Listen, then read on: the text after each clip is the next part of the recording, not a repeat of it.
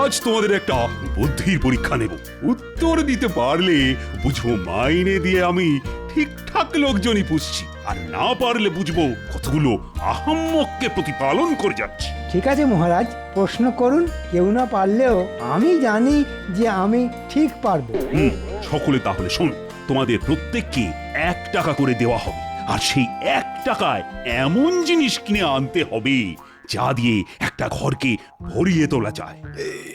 এ আবার কিরকম বদখচ প্রশ্ন? হ্যাঁ, মাত্র 1 টাকা দিয়ে জিনিস কিনে ঘর ভরিয়ে তুলতে হবে? না মহারাজ, আমি পারবো না। তুমি যে পারবে না সেটা আমি ভালো করেই জানতাম। মাথায় তো তোমার ঘিলু বলে কিছু নেই, পুরোটাই গোবর, তাও আবার পচা। আগে আমার জ্ঞান সবটাই পুঁথি নিয়ে। তাই বুদ্ধির উত্তর দিতে তুমি পারবে না, এটাই আশা করেছিলাম। যাই হোক, জনে জনে আর পারবো না করতে হবে না, যে পারবে সেই বলো। তাহলে আমি বলি মহারাজ। তুমি তো বলবেই, তুমি হলে আমার মন্ত্রী, কত বুদ্ধি তোমার। বলো বলো, কি বলবি? মহারাজ, 1 টাকা দিয়ে ধুলো কিনবো, বুঝলেন কি না? 1 টাকায় বস্তা বস্তা ধুলো হবে, আর সেই ধুলো ঘরের মধ্যে ছড়িয়ে দিলেই ঘর ভর্তি। কি মহারাজ, ঠিক বলেছি কি না? আমার মাথায় কত বুদ্ধি। ওটা বুদ্ধি নয়, ওটা হলো দুর্বুদ্ধি, যেটা তোমার মাথায় বেশ ভালোই আছে। এ আহাম্মক, ধুলো দিয়ে ঘর ভরিয়ে দিলে সেটা কি আর ঘর থাকবে? সেটা তো তখন আস্তাকুড় হয়ে যাবে। না মানে থাক, আর কাঁদুনি গাইতে হবে না। ছি ছি ছি ছি। এই তুমি হলে আমার মন্ত্রী? আমার ভাবতেই লজ্জা হচ্ছে যে তোমার মতো একটা আকাট কিনা আমার মন্ত্রী। গোপাল, এবার তুমি বলো। আগে মহারাজ, 1 টাকা দিয়ে আমি একটা বড় দেখে মাটির প্রদীপ, তেল আর পলতে কিনে আনবো। তারপর অন্ধকার ঘরে প্রদীপ জ্বালিয়ে দিলেই প্রদীপের আলোয় সারা ঘর ভরে যাবে। এই না হলে গোপাল। জয় গোপালের জয়, জয় গোপালের বুদ্ধির জয়। শেখো শেখো মন্ত্রী, শেখো, এখনো সময় আছে। পারলে ছুতো এ নাতায় গোপালের সমালোচনা না করে ওর কাছ থেকে শেখো। না হলে যতই চেষ্টা করো না কেন, সারা জীবন বুদ্ধির খেলায় তোমায় গোপালের কাছে হেরেই যেতে হবে। কিন্তু তোমার মুখ থেকে আর একটা কথাও শুনতে চাই না। তবে একটা কথা আজ কান খুলে শুনে নাও, গোপাল যদি আমার সম্পদ হয়, তাহলে তুমি হলে আমার চলমান আপদ। যাও যাও, দূর হয়ে যাও, তোমার মুখ আর দেখতে চাই না আমি। আমাকে কি আপনি তাড়িয়ে দিচ্ছেন মহারাজ? তাড়িয়ে দিতে পারলে তো ভালোই হতো, কিন্তু কি করব বলো? বাড়িতে একটা কুকুর বেড়াল পুষলেও কেমন একটা মায়া পড়ে যায়। তাড়িয়ে দেব বললেই তো আর তাড়িয়ে দেওয়া যায় না। তাই থাকো। তবে ওপরওয়ালা যে মাথাটা তোমায় দিয়েছেন, তার মধ্যে দুর্বুদ্ধির বদলে একটু সুবুদ্ধি ভরে রাখার চেষ্টা করো। যাও, আজকের মতো রাজসভা শেষ।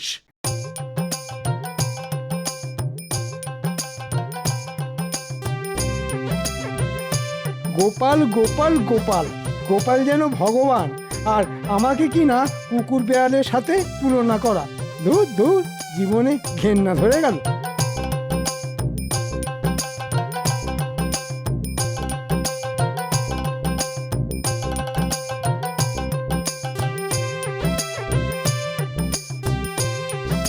পুটিন মা, বলি ও পুটিন মা, পুটিন মা।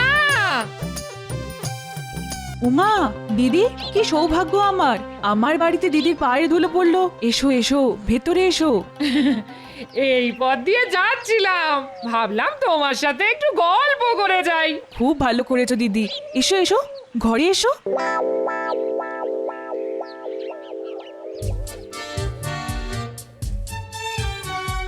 আরে কি হলো কি? রাজসভা থেকে ফিরে কখন থেকে দুটো ভাতের জন্য বসে আছি। বলি, ভাত দেবে নাকি? দিচ্ছি দিচ্ছি, আমার তো আর 10টা হাত নেই যে বলা মাত্র ভাতের থালা সামনে চলে আসবে।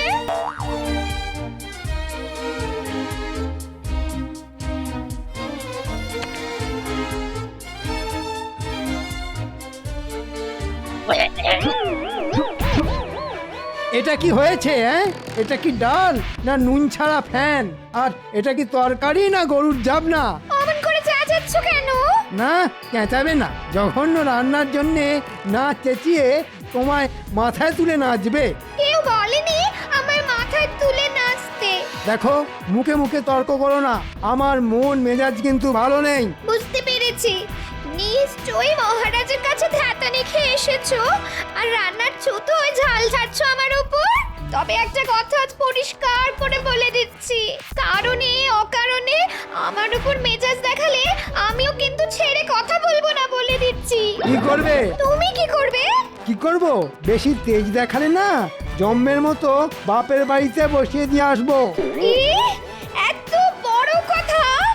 এত বছর বিয়ে হয়ে যাবার পরেও উঠতে বসতে বাপের বাড়িতে বসিয়ে আসার ভয় দেখানো?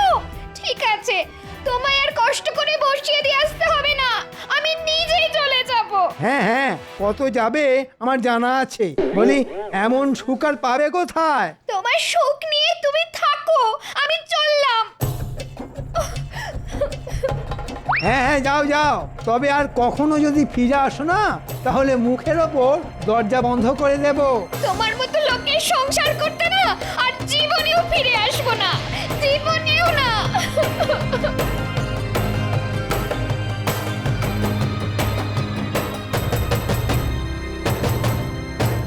আর একটু বসলে হতো না দিদি? না রে ভাই, তোমার দাদার আবার রাজসভা থেকে ফিরে আসার সময় হলো, জানোই তো ওকে। ফিরে এসে আমায় দেখতে না পেলে আবার হই চই বাঁধিয়ে দেবে গো। তাহলে কথা দিয়ে যাও আরেকদিন আসবে। আসবো আসবো, আরেকদিন ঠিক আসবো খন।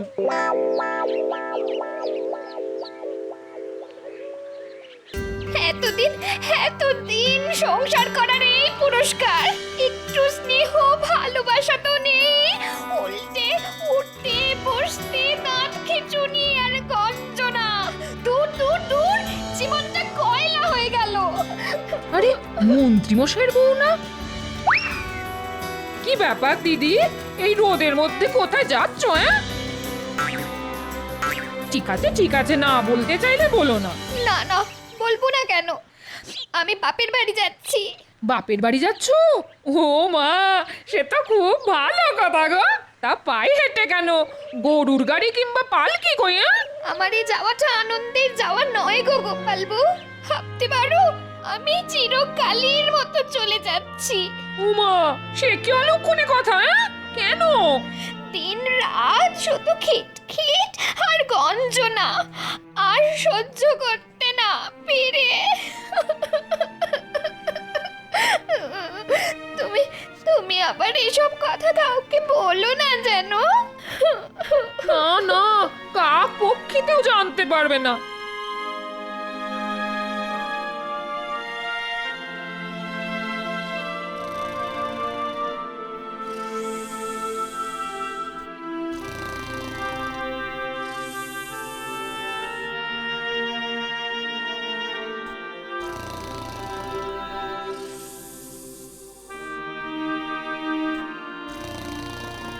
ওই দেখেছো, রাজসভা থেকে ফিরে এসে কেমন নাক ডাকিয়ে ঘুম হচ্ছে। ওহ, যেমন খাওয়া তেমন ঘুম। এই ওঠো বলছি, ওঠো ওঠো ওঠো। এই, কি হলো কি? হ্যাঁ, ঠেলা মারছো কেন? কথা আছে। কি কথা? মন্ত্রী মশাইয়ের বউ আজ গৃহত্যাগ করেছে। হ্যাঁ, দেহত্যাগ করছে? সে কি, কখন, কি করে? আচ্ছা, ঘুমিয়ে ঘুমিয়ে কি কানের মাথাও খেয়ে ফেলেছ নাকি? দেহত্যাগ আবার বললাম কখন? বললাম গৃহত্যাগ, গৃহত্যাগ। ও তাই বলো। তাই সংবাদটা কোথা থেকে পেলে? আরে পুঁটিদের বাড়ি গেছিলাম না, আসার পথে মন্ত্রীর বউয়ের সাথে দেখা। পায়ে হেঁটে বাপের বাড়ি যাচ্ছে গো। জিজ্ঞেস করতে বললো মন্ত্রী মশাইয়ের খিটখিট আর গঞ্জনার জন্য চিরকালের মতো চলে যাচ্ছে। বুঝতে পেরেছি, মন্ত্রীর আজ মাথা গরম, তাই হয়তো যত মেজাজ সব বউয়ের উপর দেখিয়েছে। মেজাজ গরমের কারণ কি শুনি? সে আর বলো না, মহারাজ যে আজ আচ্ছা করে করকে দিয়েছেন ওকে। যাকে যাক, এসব কথা আবার পাঁচ কান করো না জানো। না না, পাঁচ কান করতে যাব কেন? শুধু তোমাকেই যা বলার বললাম। হ্যাঁ ঠিক আছে ঠিক আছে, এখন যাও দেখি, গিয়ে তেল কাঁচা লঙ্কা দিয়ে 4টি মুড়ি মেখে আনো তো দেখি, বড্ড খিদে পেয়েছে বুঝলে।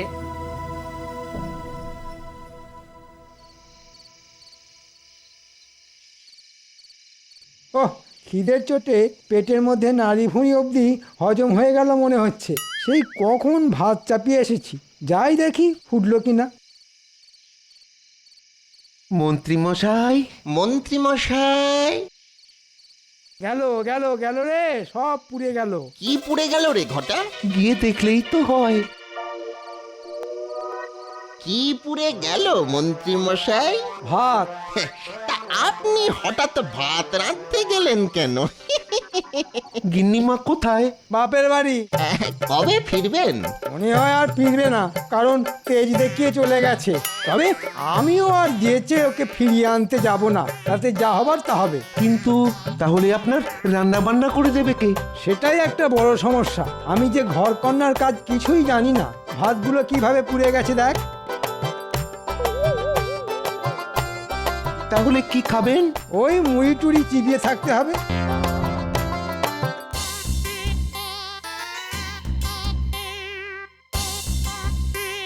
মন্ত্রীর বউ বাপের বাড়ি চলে গেছে, একটি উঁকি মেরে দেখে আসতে হচ্ছে মন্ত্রী একা একা কি করছে।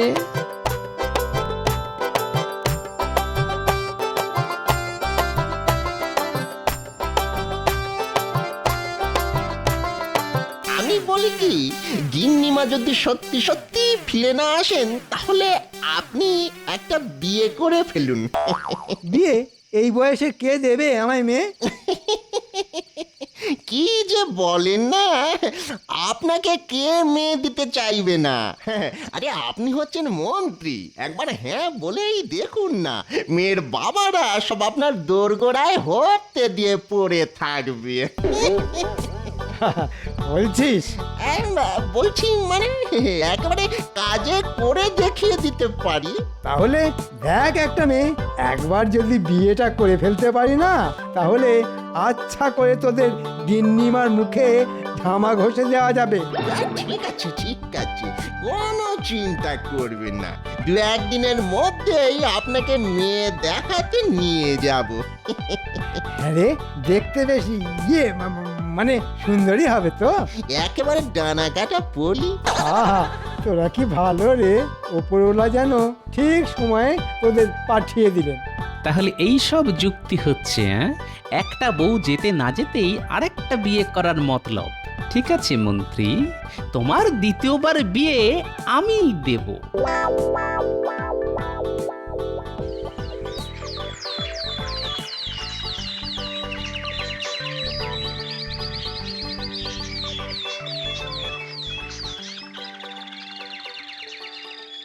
আমার কি সৌভাগ্য যে আপনি আমার মেয়েকে পছন্দ করতে এসেছেন। তাড়াতাড়ি মেয়েকে দেখান। হ্যাঁ হ্যাঁ হ্যাঁ, এই তো আনতে বলছি। কি গো, আরে শুনছো? আরে খুকিকে নিয়ে এসো।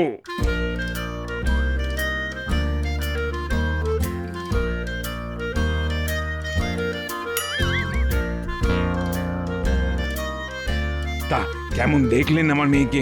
দেখলাম আবার কোথায়? এমন মাথা হেঁট করে বসে থাকলে কি আর মুখ দেখা যায়? না না, এই তো মুখ তুলছে। মা, খুকি, আরে মুখটা একটু তোল মা। আরে আরে লজ্জার কি আছে? আজ বাদে কাল ইনিই তো তোর প্রতি দেবতা হবেন।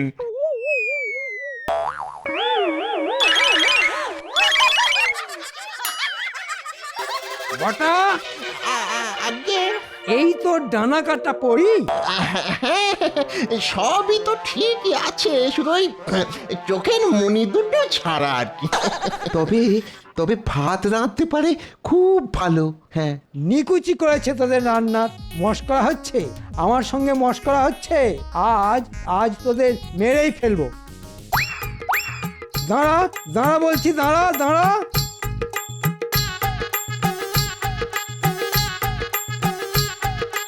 দাঁড়া দাঁড়া বলছি, দাঁড়া দাঁড়া।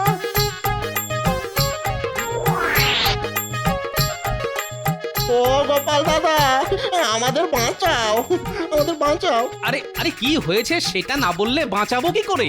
আমার সঙ্গে প্রবঞ্চনা, ডানা কাটা পরীর নাম করে টেরা মেয়ে দেখানো।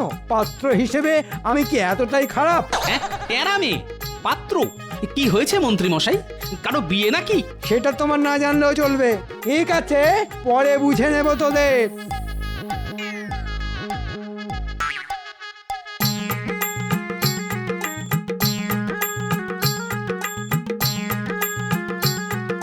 আরে বটা কি হয়েছে কি? কেন কেন তুমি জানো না? কই না তো। মন্ত্রীগিন্নি তো মন্ত্রী মশাইকে ত্যাগ দিয়ে চলে গেছে। রান্না বান্নার কেউ নেই দেখে আমরা একটা সম্বন্ধ করেছিলাম। তা মেয়ের সবই ভালো, শুধু একটু টেরা। এই যা, এই তাতেই মন্ত্রী মশাই আমাদের ওই মারতে তাড়া করলেন, বলো দেখি। ও বুঝতে পেরেছি। ঠিক আছে তোরা যা, তবে বেশ কিছুদিন আর মন্ত্রী মশাইয়ের ধারে কাছে যাস না, যা রেগে আছে।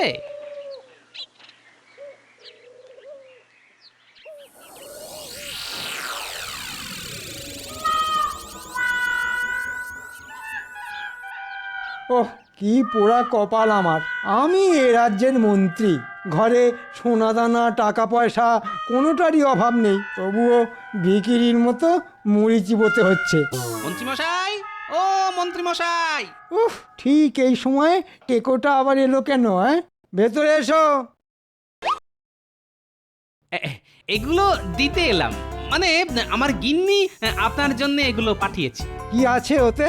ওই সামান্য কিছু খাবার দাবার, ভাত, মাছের মাথা দিয়ে ডাল, রুই মাছের কালিয়া, পুঁটি মাছের টক। আমার জন্যে? কই দেখি দেখি। উই বাবা, কত খাবার!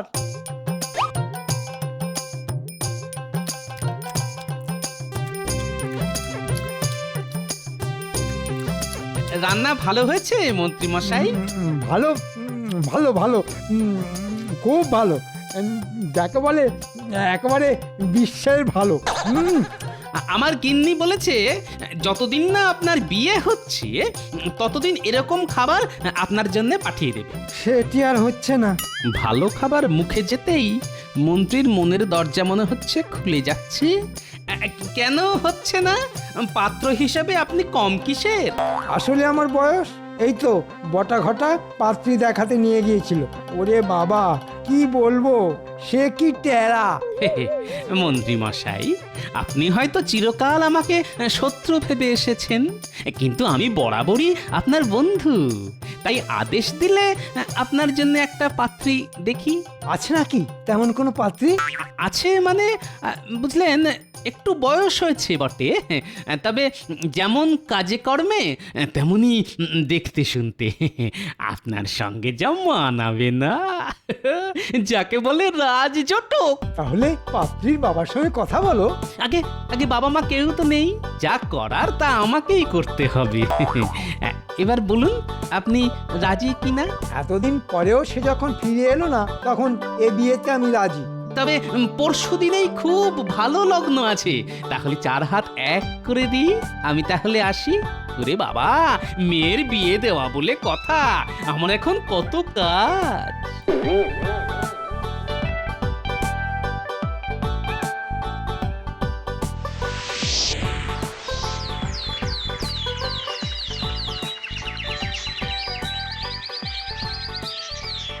কি বলছো কি গোপাল?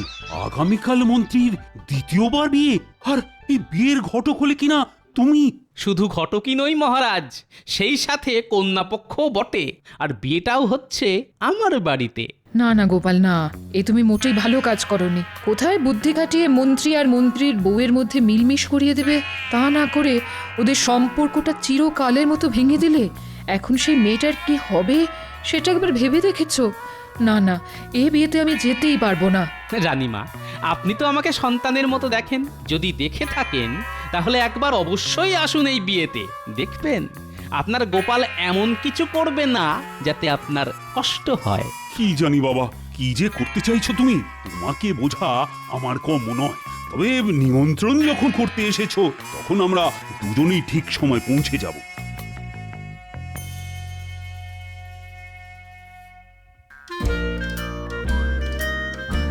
আর তো সময় নেই, এবার কন্যাকে আনা হোক। শুভ দৃষ্টির সময় সমাগত। হ্যাঁ হ্যাঁ হ্যাঁ, এই তো আনছি, শুধু মহারাজ এসে গেলেই। হ্যাঁ, আমরা এসে গেছি গোপাল। তাহলে শুরু হোক শুভ দৃষ্টি। পাত্রীকে নিয়ে এসো। চলুন মন্ত্রী মশাই, শুভ দৃষ্টি করবেন, চলুন। দেখবেন পাত্রীকে দেখলেই একেবারে গলে যাবেন।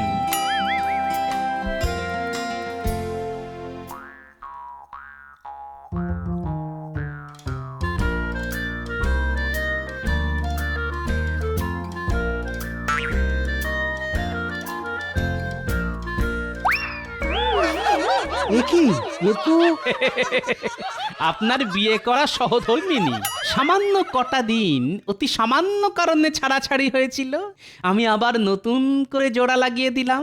কি রানীমা, আপনার মুখ রাখতে পেরেছি তো? ধন্য গোপাল, সত্যি তুমি ধন্য। ছাদনা তলা যখন হয়েইছে তাহলে এবার মালা বদল আর মন্ত্রপাঠ হয়ে যাক। মালা বদল হবে বই কি, তবে ওই যদিদং হৃদয়ং না বলে নতুন মন্ত্র পাঠ হয়ে যাবে, আর সে মন্ত্র পাঠ করাবো আমি। বলুন মন্ত্রীমশাই, কখনো আর সামান্য কারণে ঘরের লক্ষ্মীকে মুখ নাড়া দেব না। আরে চুপ করে আছেন কেন? বলুন বলুন। কখনো আর সামান্য কারণে ঘরের লক্ষ্মীকে মুখ নাড়া দেব না। এবার আপনি বলুন মা লক্ষ্মী, বলুন রাগের মাথায় কখনো নিজের সংসার ছেড়ে যাব না। রাগের মাথায় কখনো নিজের সংসার ছেড়ে যাব না। ব্যাস, এবার সকলের সামনে বলুন আপনারা খুশি কিনা? আমরা খুব খুশি, খুব। আপনারা সকলে খুশি তো? আমরা সকলে সকলে খুশি, সকলে। কিন্তু আমি যে খুশি নই। কেন কেন খুশি নও কেন? এমন চমৎকার সন্ধে, এমন সুন্দর পুনর্বিবাহ, অথচ খাওয়া দাওয়ার কোনো ব্যবস্থা নেই। আসলে আমি যে কিপটে। থুড়ি থুড়ি থুড়ি, ভুল বলে ফেলেছি। আসলে আমি না খুব গরিব।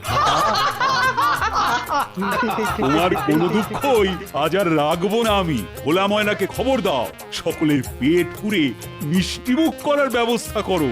এই না হলে মহারাজ, আর একেই বুঝি বলে মধুরেন সমাপয়েত।